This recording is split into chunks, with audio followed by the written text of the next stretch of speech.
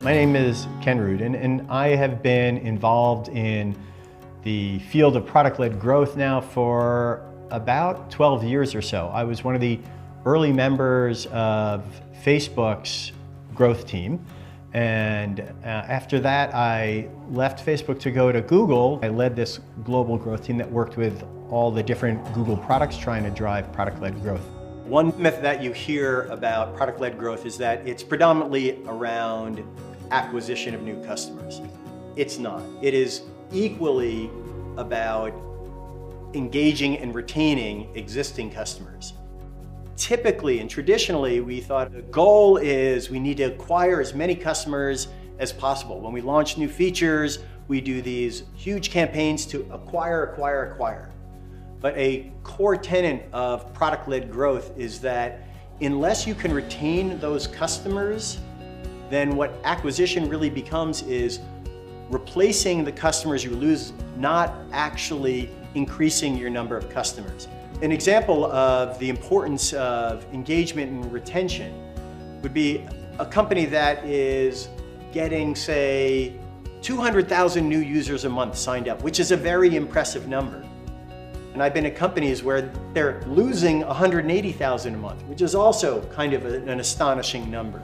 So much of our acquisition efforts were really just focused on replacing what we'd lost. You need to focus on how can you retain those customers better so the acquisition grows your business. It doesn't just help keep you at stasis. Focus on retention and engagement first. And once you have got that nailed and have good product market fit, then is when you really want to double down on acquisition. To increase engagement and therefore retention is to use the product to make sure that the users themselves are aware of the value they're getting. In many products, it's straightforward because they're using it and they can see that they're getting the value from it.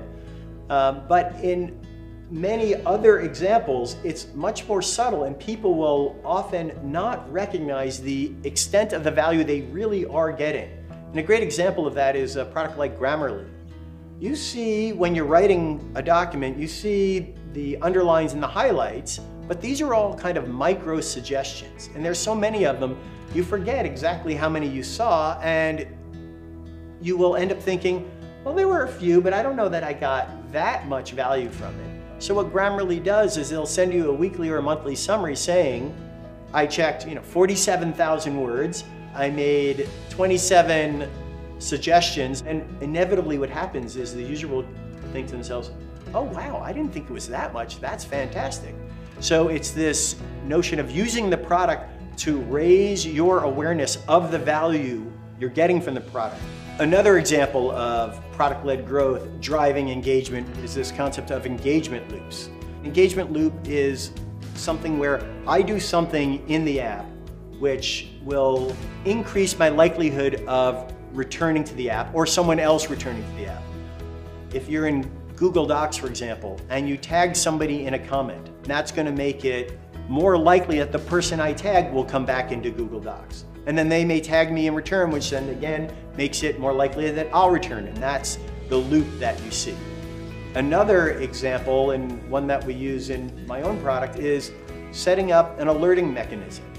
So you can set up a mechanism where every Monday morning at 8 a.m. I want a dashboard sent to my email inbox.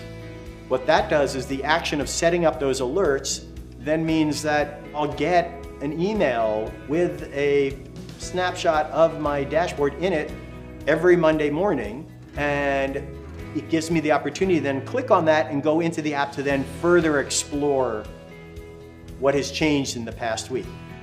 Every product has this opportunity to create these loops where some action will drive and increase the likelihood of you coming back and therefore increasing overall retention.